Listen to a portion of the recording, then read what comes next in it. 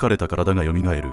毎日食べたい疲労回復食材10選。1、タコ。タウリンが疲労回復をサポートし、肝機能を改善。2、甘酒。飲む点滴と呼ばれるほど栄養が豊富。3、ニンニク。アリシンがエネルギー代謝を促進し、疲れを軽減。炒め物やスープにプラス。4、イカ。タウリンが豊富で代謝を助ける。パスタの具材としてもおすすめ。5、わらび餅。きなこ付き。低脂肪でエネルギー補給に適した和スイーツ。6、ごぼう。食物繊維とミネラルが豊富で、腸内環境を整えて体全体の代謝を助ける。7、カツオのたたき。タウリンと鉄分が豊富で、疲労回復と血流促進に効果的。8、蜂蜜。素早くエネルギーを補給できる天然の甘味料。9、レモン。クエン酸が乳酸を分解して疲れを軽減。10、ほうれん草。マグネシウムが筋肉の緊張を和らげ、鉄分が貧血を予防。